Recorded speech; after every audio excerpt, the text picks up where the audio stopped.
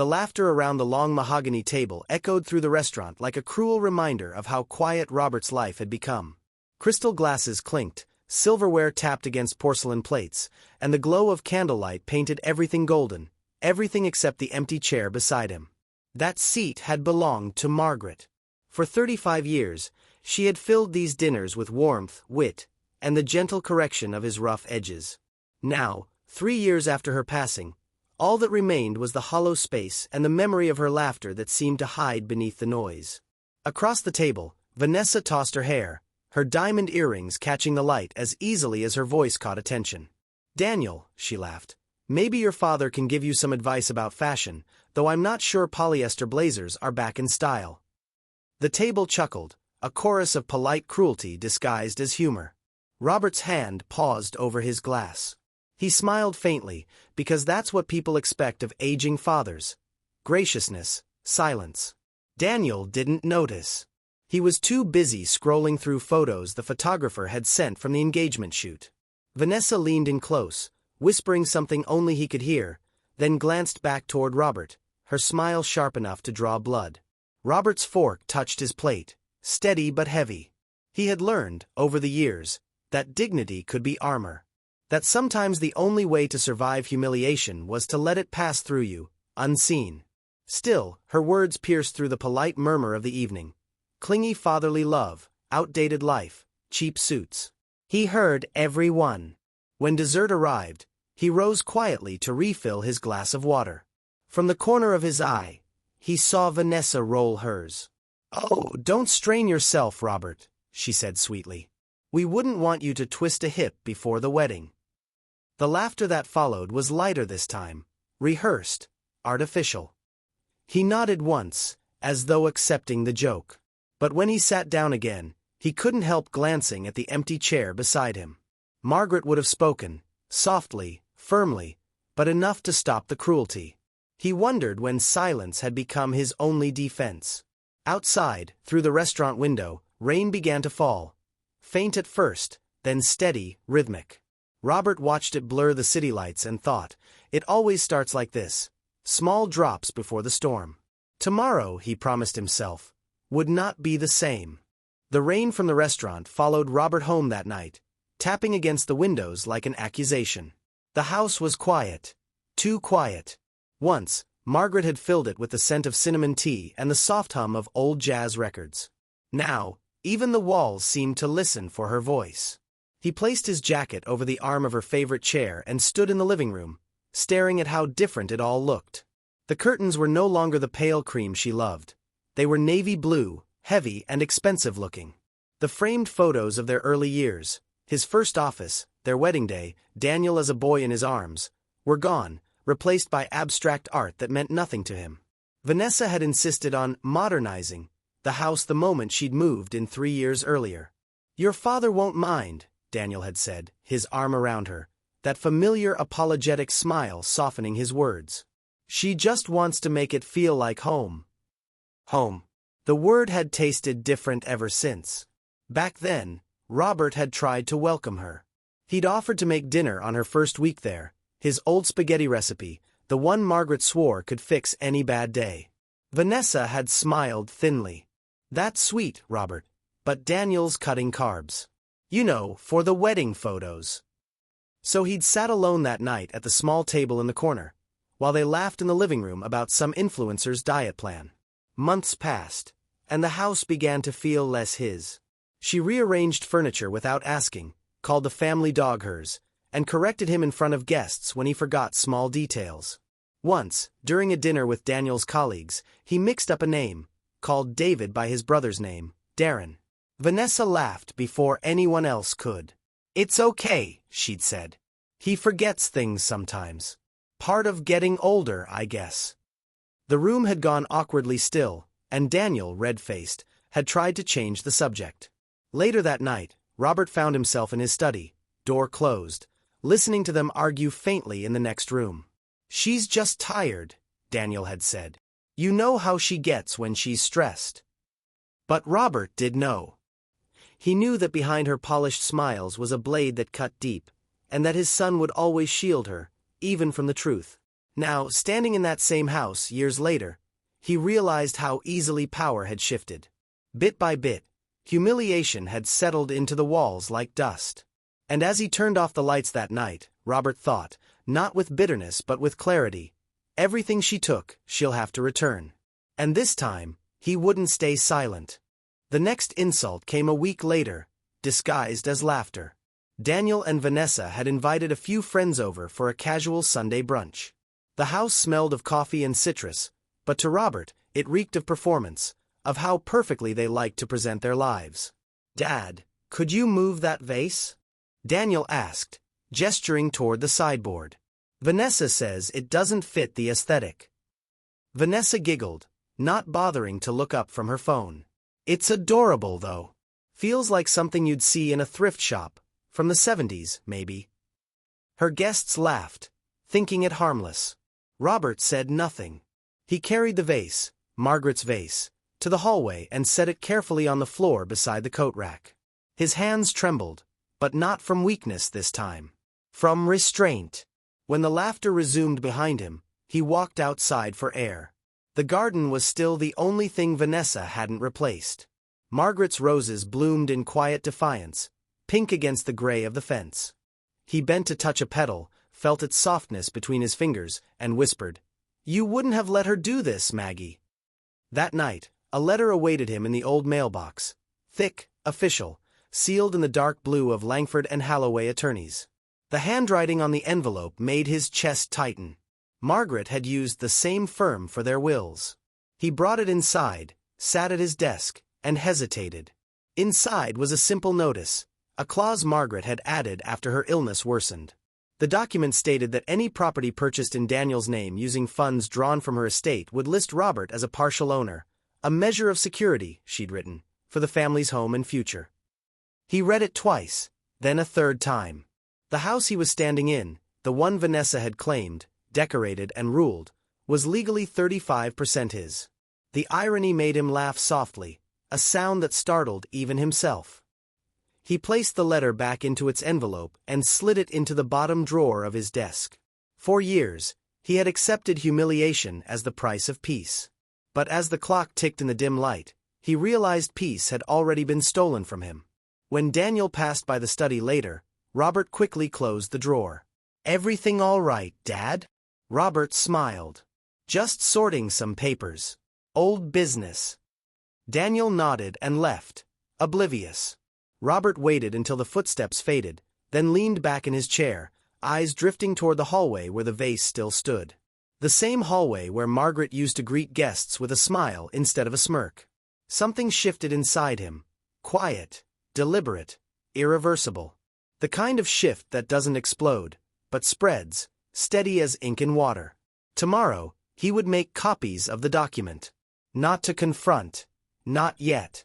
Just to remember that power, once lost, could be reclaimed. Outside, the night deepened, carrying with it the scent of roses. The storm had begun to take shape. Robert hadn't cooked in months, not since Margaret's passing. But that evening, the kitchen filled once more with the scent of rosemary and butter, her favorite combination. He moved deliberately, every motion precise, as if memory itself guided his hands. On the table, he set 3 plates and 1 small candle. A quiet, intimate dinner, or so he told them. Daniel arrived first, sleeves rolled up, phone in hand. "Wow, Dad," he said, glancing around. "You went all out. Smells amazing." Robert smiled faintly. "Some occasions deserve effort." When Vanessa entered, her heels clicked sharply on the tile. "You didn't have to do this, Robert," she said, scanning the table with polite suspicion. "We're trying to stay light before the wedding. No heavy meals." "Then take smaller bites," he replied evenly. She froze for a moment, then forced a laugh. They sat. The first few minutes passed with idle chatter, wedding logistics, seating arrangements, floral vendors. Robert listened, nodding, his eyes never leaving Vanessa's. Every word she spoke, every glance she exchanged with Daniel, seemed rehearsed. He waited, patient, until she mentioned money. "The decorator needs another deposit," she said. "I already moved some funds from the joint account." You'll handle the rest, right, Daniel? Robert sipped his wine. Joint account. Vanessa turned her smile on him. Yes. We share everything. Finances, decisions, dreams. Dreams, Robert murmured, setting his glass down. Those can be expensive. I remember when Margaret and I saved for years to buy this house. She wanted it in both our names. Said it felt safer that way. Daniel looked up, a flicker of curiosity in his eyes. Vanessa's smile tightened. We trust each other, she said. Of course, Robert replied softly. Trust is everything, until it's tested. You'd be surprised how quickly people forget whose name is on a deed. The silence that followed was delicate, like glass about to crack. Daniel shifted in his seat. Dad, what's this about? Nothing at all, Robert said calmly. Just stories from the past. Eat before it gets cold. The conversation limped on after that, cautious and shallow. Vanessa's laughter grew forced, her eyes darting toward Daniel as if to gauge his mood. When the meal ended, she excused herself early, claiming a headache. As the door closed behind her, Daniel exhaled. She's just stressed, he said.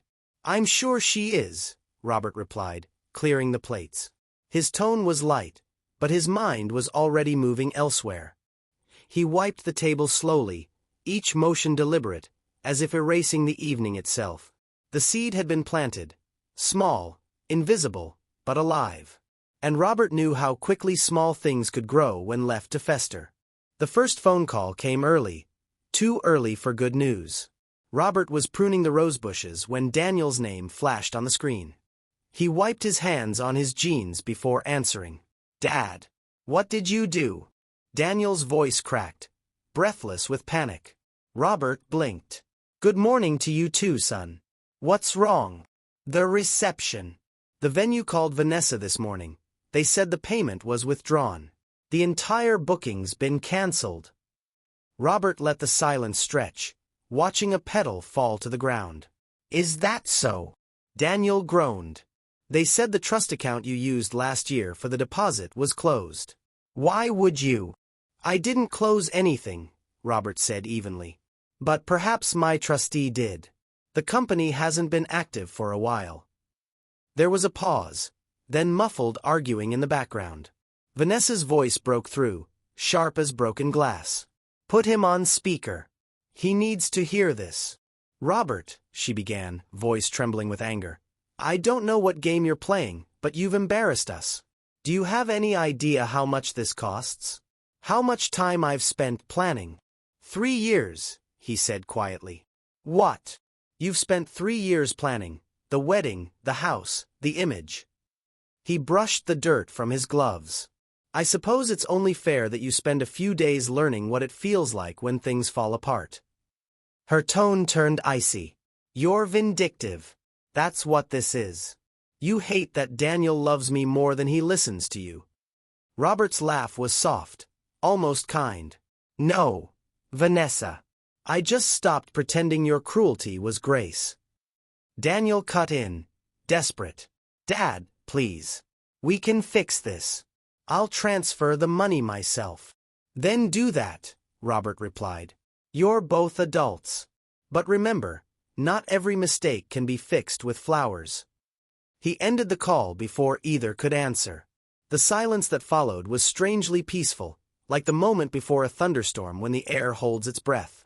By evening, the damage was everywhere. Vanessa's mother called, furious about the scandal. Friends withdrew RSVPs. The decorator canceled, citing payment uncertainty. What had once been a flawless image of love now looked like a collapsing stage set, lights flickering, audience gone. Robert watched from his study window as Daniel's car screeched into the driveway. He could hear shouting through the walls, Vanessa's voice ragged with fury. He did it on purpose. He's trying to ruin us. Daniel's footsteps stormed up the stairs, then paused outside Robert's door. Dad, open up. Robert turned the key slowly, meeting his son's wide, frustrated eyes. Tell me this isn't what it looks like, Daniel demanded. It's exactly what it looks like, Robert said. A correction. Daniel's voice broke. You're destroying everything. Robert's expression didn't change. No, son. I'm simply reminding her, and maybe you, who built it. As Daniel stormed out, slamming the door behind him, Robert returned to his desk. He picked up the envelope, the one Margaret had left him, and smiled faintly. One move had been enough to tip the balance. The storm was no longer approaching. It had arrived.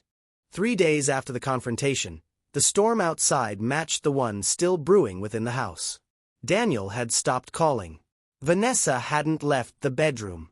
Robert moved through the silence like a ghost in his own home, his thoughts sharpening into something cold and deliberate. That morning, he received a call from Daniel's lawyer, a man named Louis Harrow, a polite, efficient voice that carried the weight of family diplomacy. "Mr. Montgomery," Louis said, "I think we should talk privately. There's some confusion about the ownership of your son's home." Robert smiled faintly. "Then let's clear it up." They met at Louis's downtown office, a sterile place of gray walls and chrome. The air smelled faintly of coffee and paper. Robert laid the envelope on the table, the same one he had hidden weeks ago, Margaret's handwriting still faintly visible on the edge. "I believe this should answer your confusion," he said. Louis adjusted his glasses, scanning the documents carefully. His brows furrowed as he reached the notarized clause. This indicates you retain 35% ownership of the property. But the current deed lists Daniel and Vanessa as sole owners. How did?" He stopped mid-sentence. "Wait. This signature, this isn't yours." Robert leaned back in his chair. "No, it isn't." Louis exhaled slowly, the sound heavy with implication. "If what you're suggesting is true, then someone forged your name on the refinance documents. That's a felony, Mr. Montgomery." "I'm aware," Robert said calmly. "And if we trace the transfer, you'll find the funds were redirected to a business account, Vanessa's boutique. My son doesn't know. I'd prefer to keep it that way for now." Louis hesitated. "You could press charges." "I could," Robert agreed. "But I won't, provided we come to an understanding." Louis folded his hands. "What kind of understanding?" Robert's eyes drifted toward the rain streaking down the window. "You'll draw up an addendum reinstating my rightful claim. I'll waive any criminal action, and you'll ensure Daniel isn't blindsided by the investigation that will inevitably begin if I stay silent too long. I'm not looking for vengeance, just correction." Louis studied him for a long moment. "And Vanessa?" "She'll learn her lesson another way," Robert said quietly. "Through consequences that don't require courtrooms." When the meeting ended, Louis stood and extended a hand. "You're a patient man, Mr. Montgomery." Robert smiled, a thin, knowing curve of the lips. "No, Mr. Harrow. Just practiced." Outside, the rain had stopped. The clouds were breaking apart, but the air still carried that heavy aftertaste of thunder. Robert walked slowly toward his car, the envelope tucked neatly back into his coat pocket. He wasn't angry anymore. Not exactly. What he felt now was focus, purpose. By the time he reached home, the lights in Daniel's car were gone, and Vanessa's laughter echoed faintly through the window, brittle and forced. Robert paused on the porch, glancing at the roses swaying in the damp wind. The pieces were falling into place. The next move would not be legal. It would be personal. The night pressed down heavily on Vanessa like a suffocating fog. Her world, once so carefully constructed, was crumbling beneath her feet, piece by fragile piece. The news of the forged signature and Robert's ownership stake had spread through whispers and pointed glances. Her reputation was in tatters. The wedding invitations, once symbols of hope and celebration, now mocked her with their naive optimism. Money, too, slipped like sand through her fingers. The bank had frozen the refinancing. Debts she thought were settled resurfaced, aggressive and unforgiving. Vanessa's finely manicured hands trembled as she stared at the glowing screen of her phone, her fingers hovering over Robert's name. Hours passed before the courage to press call finally summoned. The line rang once, twice, then he answered. "Vanessa." His voice was calm, but there was a sharp edge beneath it, like a blade carefully honed. I need to see you. Now.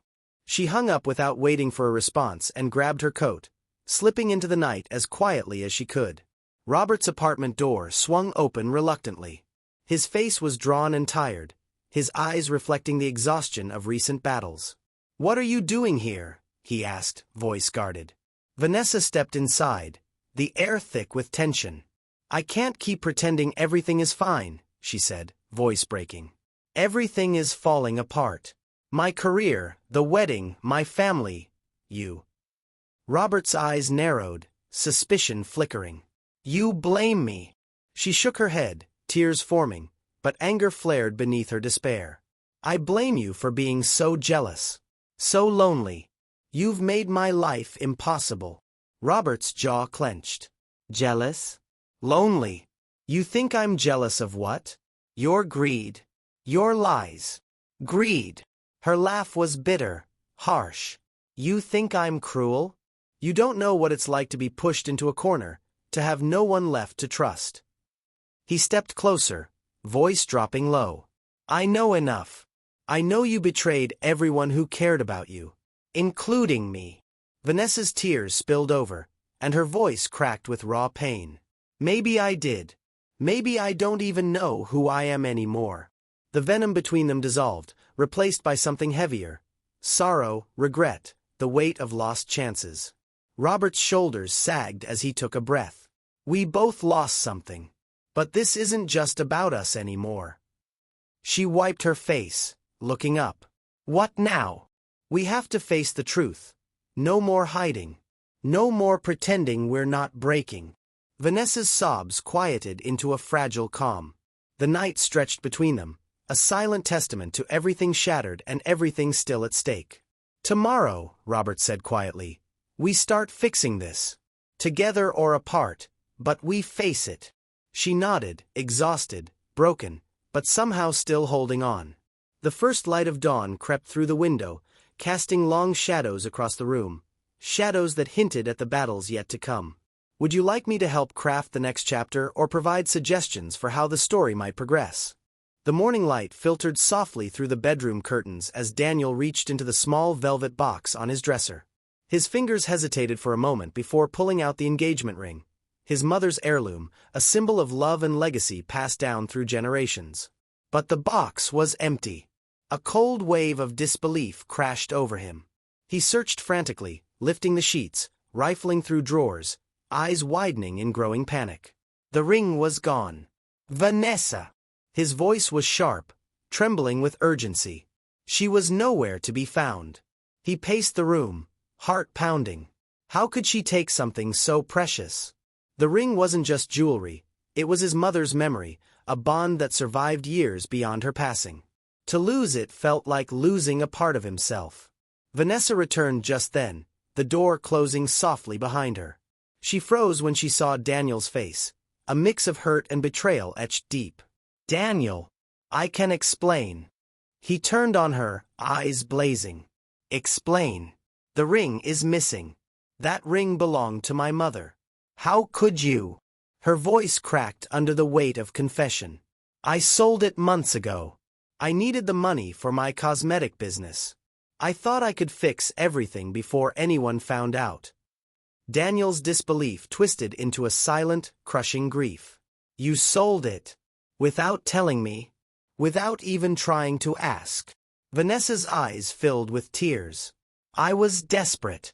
I thought I was doing the right thing." The silence that followed was heavy, filled with the unsaid. Trust, once solid, now splintered into fragile shards. In the corner of the room, Robert stood quietly, watching. His expression was unreadable, a complicated mix of sorrow and a grim satisfaction. He had seen the fractures grow, the cracks deepen until they became impossible to ignore. He knew Vanessa's desperation, but he also knew the cost. Daniel clenched his fists, his voice soft but sharp. "This isn't just about money or business, Vanessa. It's about respect. About what we promised each other." Vanessa lowered her gaze, shame settling over her like a heavy cloak. Robert finally stepped forward. "Sometimes, what we lose isn't just a thing. It's what that thing represents. Love, family, legacy. And once broken, it's hard to rebuild. Daniel stared at the empty box in his hand, the weight of his mother's memory now a painful absence. Vanessa whispered, "I don't know how to make this right." Robert's voice was steady, almost gentle. "Maybe it's time to start with the truth." Outside, the sun climbed higher, casting light on wounds still fresh, wounds that would need more than promises to heal. The afternoon was deceptively calm as Vanessa arranged products in her boutique, the air heavy with the scent of lavender and leather. The doorbell chimed softly, drawing her attention. A pair of police officers stood just inside the entrance, their badges gleaming under the soft light. "Vanessa Morales?" one officer asked, voice firm. She nodded, heart pounding. "We have warrants for your arrest on charges of financial fraud and forgery," the other officer said, producing official documents. Vanessa's breath caught. She had feared this moment but never imagined it would come so soon, so public. "Who reported me?" Her voice trembled as she glanced toward Robert, who stood silently in the back corner of the store. Robert's expression was unreadable, neither confirming nor denying. The truth was he had not reported her. Someone else had beaten him to it. Vanessa's eyes searched his face, pleading for answers. He looked away, the silence between them louder than words. The officers began to gather evidence, pulling files and contracts from her desk. Documents she had hoped would remain buried under layers of excuses and desperate decisions now illuminated in cold, harsh light.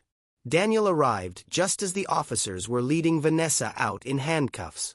His face was pale, shock mixing with a raw, overwhelming grief. He took a step forward, but his voice was broken. "Vanessa!" She looked at him, tears streaming down her cheeks, but the words caught in her throat.